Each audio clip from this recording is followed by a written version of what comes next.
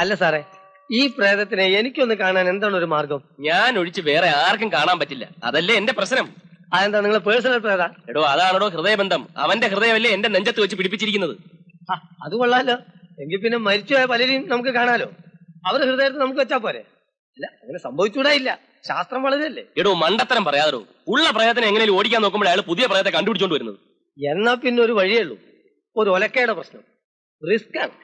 ചിലപ്പോ സമാധാനം പറയേണ്ടി വരും. എന്താന്ന് വെച്ചാ പറഞ്ഞു തൊലക്ക്. രാത്രി അവൻ ഉറങ്ങാൻ കിടക്കുമ്പോ, പ്രേതങ്ങൾ ഉറങ്ങാറില്ലല്ലോ, വേണ്ട, ഉറങ്ങുമ്പോ തന്നെ വേണമെന്നില്ല, ഒറ്റയ്ക്കിരിക്കുന്ന ഏതെങ്കിലും സമയത്ത് പുറകിലൂടെ ചെന്ന് അവൻ കാണാതെ തലക്കൊരൊറ്റടി, ഒറ്റടിക്ക് തീരണം.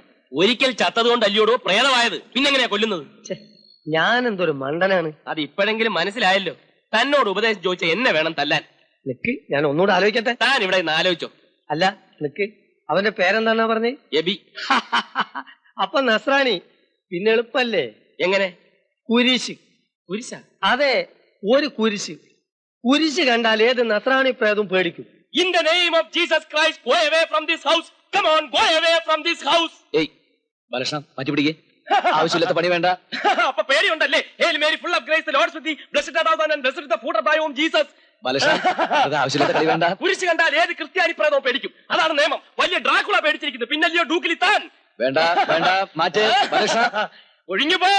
കൊളേസിയർക്കുള്ള ലേഖനം 3-ാം ഭാഗത്തിൽ പറഞ്ഞിരിക്കുന്നത് മരണത്തിന് ശേഷം നിന്റെ ജീവൻ ദൈവത്തോടു കൂടി മറിഞ്ഞിരിക്കണമെന്നുള്ളതാണ്. എന്നിട്ട് താൻ മാത്രം എന്തുവാ ഇങ്ങനെ കറങ്ങി നടക്കുന്നത്?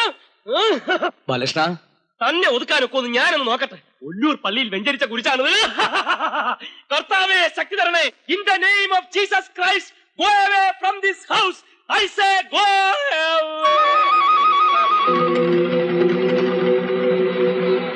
വിവാഹം ഗുരുവായൂർ അമ്പലത്തിൽ വെച്ച് തന്നെ നടത്തണമെന്നാ പ്രഭാകരന്റെ അഭിപ്രായം. അതിനെന്താ, ചെറുക്കിന് അങ്ങനെ ഒരു ആഗ്രഹം ഉണ്ടെങ്കിൽ നടക്കട്ടെ. ഞങ്ങൾക്ക് യാതൊരു വിരോധമില്ല.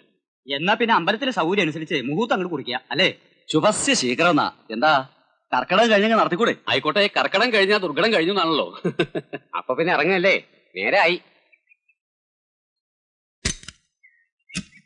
അപ്പൊ എല്ലാം പറഞ്ഞ പോലെ ആയിക്കോട്ടെ.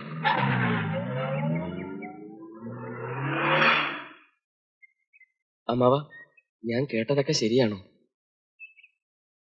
നീ എന്തൊക്കെയാ കേട്ടിരിക്കുന്നു എനിക്ക് നിശ്ചയമില്ല. ഇനിയിപ്പോ സുജാതയുടെ കല്യാണക്കാരിയാണെങ്കിൽ ശരിയാ, ഞങ്ങൾ അതങ്ങടെ ഉറപ്പിച്ചു. അതിന് സുജാത സമ്മതിച്ചോ? ഇതെന്ത് ചോദ്യ ബാലകൃഷ്ണ? അവളുടെ സമ്മതമില്ലാതെ ഞങ്ങൾ ഈ കല്യാണം നടത്തുമെന്ന് എനിക്ക് തോന്നുന്നുണ്ടോ? അമ്മാവ, ഞാനും സുജിയും അത് നേരത്തെ പറഞ്ഞു ഉറപ്പിച്ചിരുന്നല്ലേ. പണ്ട് കഴിഞ്ഞതും പടയെ ചത്തൊന്നും ഇനി പറഞ്ഞിട്ട് കാര്യമില്ല. നിന്റെ അവസ്ഥ നിനക്ക് തന്നെ അറിയില്ല ബാലകൃഷ്ണൻ. അമ്മാവൻ കരുതുന്നത് പോലെ ഞാൻ കരുതുന്നതല്ലോ, സത്യമല്ലേ? ശാസ്ത്രമൊക്കെ ശരിയാണെന്ന് വേണമെങ്കിൽ സമർത്ഥിക്കാം. പക്ഷേ നമ്മൾ ഹിന്ദുക്കൾ വിശ്വസിക്കുന്ന ഒരു ശാസ്ത്രമല്ലേ, ആയുസ് ഒടുങ്ങാതെ മരിച്ച ആ കൊച്ചന്റെ ഹൃദയം നിന്റെ ഉള്ളിൽ ഉള്ളിടത്തോളം കാലം ആ ആത്മാവിന് മോക്ഷം കിട്ടില്ല. അതൊരു ഒഴിയാബാധയായിട്ട് കൂടെ തന്നെ ഉണ്ടാവും. മാത്രമല്ല, ദാനം കിട്ടിയ ഹൃദയത്തിന് എത്ര നാളത്തെ ആയുസ് ഉണ്ടാവുന്ന ഡോക്ടർമാർ ഉറപ്പൊന്നും തന്നിട്ടില്ല. അപ്പൊ പിന്നെ അറിഞ്ഞും കൊണ്ട് അങ്ങനെ ഒരു പരീക്ഷണത്തിന് എന്റെ മോളെ വിട്ടു തരണം. ആണും പെണ്ണുമായിട്ട് ഞങ്ങൾക്ക് ആകെ ഒന്നല്ലേ ഉള്ളൂ. അവള് കണ്ണീര് കുടിക്കുന്നത് കാണാൻ ഞങ്ങൾക്ക് ആവില്ല ബാലകൃഷ്ണൻ.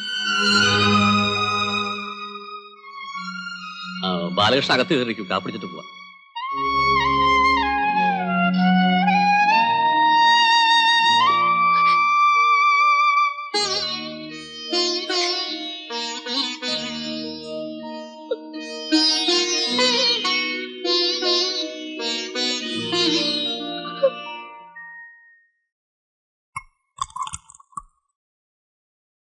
ബാലകൃഷ്ണ, തന്നോട് കുടിക്കരുന്നല്ലേ ഡോക്ടർ പറഞ്ഞിട്ടില്ല? താൻ പോടോ. ഈ അവസ്ഥയിൽ താൻ കുടിക്കാൻ പാടില്ല ബാലകൃഷ്ണൻ. വിഷമം വന്നാൽ ആരായാലും സ്വല്പം കുടിക്കും. വിഷമം വരുമ്പോ കുടിക്കാൻ താനാര്, ദേവദാസോ? ജീവിച്ചിരിക്കുമ്പോഴേ ഇതിനേക്കാൾ ഒരുപാട് ദുഃഖം എനിക്കും ഉണ്ടായിട്ടുണ്ട്. അന്ന് ഞാൻ കുടിച്ച് കൂത്താടിരുന്നെങ്കിലേ ഇന്ന് ഈ ഹൃദയം കൊണ്ട് തനിക്ക് വല്ല പ്രയോജനം ഉണ്ടാവുമായിരുന്നു. തന്റെ ഉപദേശമൊന്നും എനിക്ക് കേൾക്കണ്ട. ഞാൻ കുടിക്കും, തോന്നിയ പോലെ നടക്കും. അത്രക്കായോ? എന്നാ കുടിച്ചിട്ട് തന്നെ ബാക്കി കാര്യം. വിടാല്ലോ പറഞ്ഞത്. ചവിട്ട് ഞാൻ. എന്റെ പേഴ്സണൽ കാര്യത്തിനകത്ത് ഇടപെടരുത്. ബാലകൃഷ്ണ, ജീവിച്ചിരിക്കുക എന്നുള്ളത് ഒരു മഹാഭാഗ്യം. അത് നഷ്ടപ്പെട്ടതിന്റെ ദുഃഖം എന്താണെന്ന് എനിക്കറിയാം.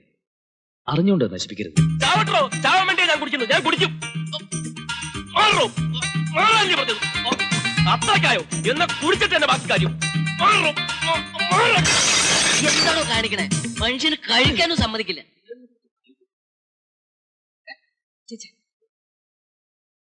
സോറി. സമാധാനമായല്ലോ. ബാലകൃഷ്ണ, ബാലകൃഷ്ണ, പുറകെ വരരുത്, എന്റെ പുറകെ വരരുത്. ബാലകൃഷ്ണ ദേഷ്യപ്പെടരുത്. ബാലകൃഷ്ണ നന്മയ്ക്ക് വേണ്ടിയിട്ടില്ല ഞാൻ പറയുന്നത്. പോടോ, ബാലകൃഷ്ണ ഒന്ന് നിന്നേ. താൻ പോടോ. ബാലകൃഷ്ണ ഞാൻ ഒന്ന് പറയുന്നു കേക്ക്. പോവാനല്ലേ പറഞ്ഞത്? ബാലകൃഷ്ണ എനിക്ക് പറയാനുള്ളത് കേട്ടിട്ട് പൊക്കോ ബാലകൃഷ്ണ. ഇന്ന് ഞാൻ കൊല്ലും.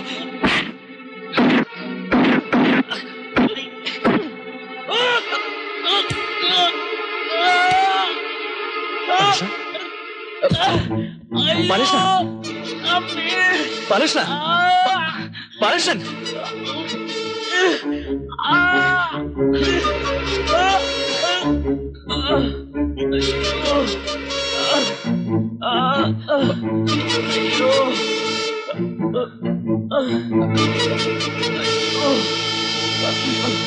സിസ്റ്ററെ,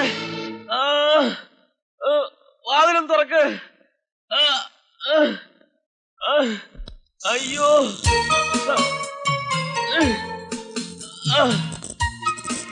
അമ്മേ, അയ്യോ, അയ്യോ എന്ത് പറ്റി? പെട്ടെന്നൊരു വേദന. പിടിക്കണോ? ഒരുത്തം പിടിച്ചിട്ടുണ്ടല്ലോ. അയ്യോ.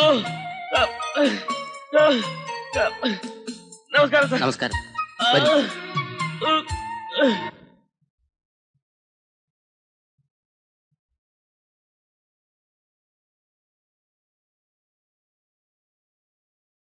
ഉറങ്ങിക്കോട്ടെ. എന്തെങ്കിലും ആവശ്യമുണ്ടെങ്കിൽ വിളിച്ചാൽ മതി. ഞാൻ ക്വാർട്ടേഴ്സിൽ കാണും. Yes doctor.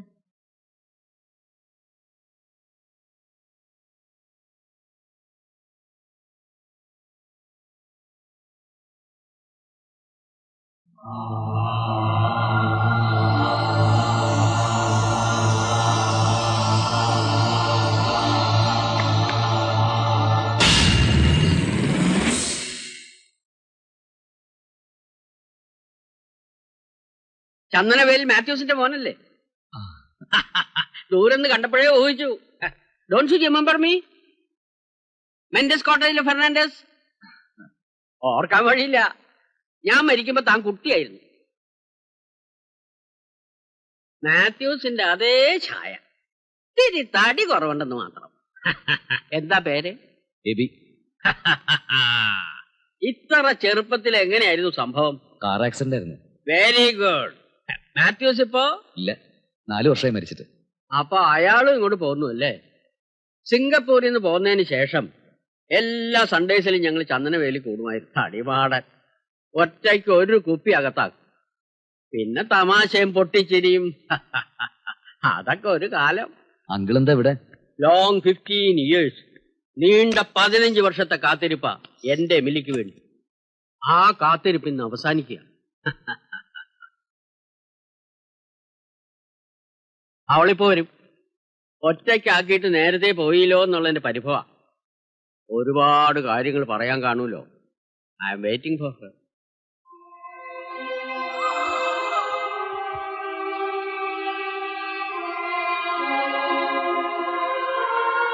കഴിഞ്ഞു എന്നാ തോന്നണേ.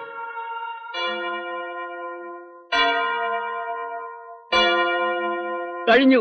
അവൾ ഇപ്പൊ വരും.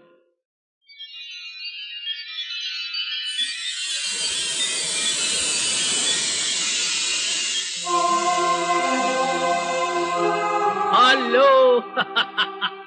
For the last 15 years I was waiting for you, my dear. I too. Meet my Emily. Meet this gentleman, Mr. A.B. Matthew. Hello. Hi. See you. See.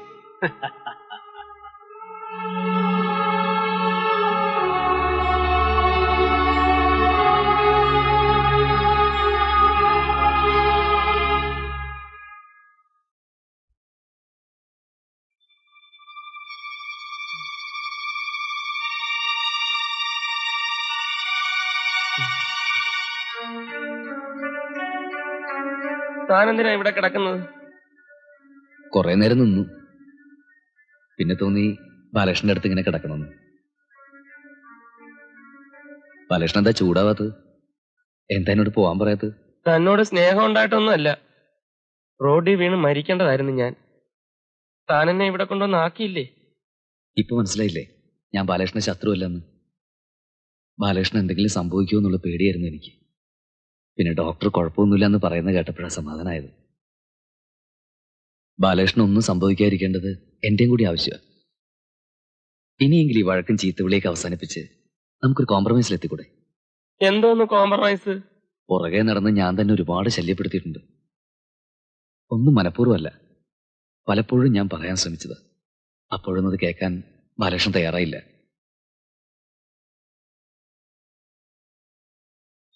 ഒരിക്കലും പ്രതീക്ഷിക്കാതെ ജീവിതം തിരിച്ചു കിട്ടിയപ്പോൾ ബാലകൃഷ്ണൻ ഒരുപാട് സന്തോഷം തോന്നിക്കാണില്ലേ? ഒരിക്കലും പ്രതീക്ഷിക്കാതെ ജീവിതം നഷ്ടപ്പെട്ട എന്റെ അവസ്ഥ ബാലകൃഷ്ണൻ ഒന്ന് ഊഹിച്ചു നോക്കി.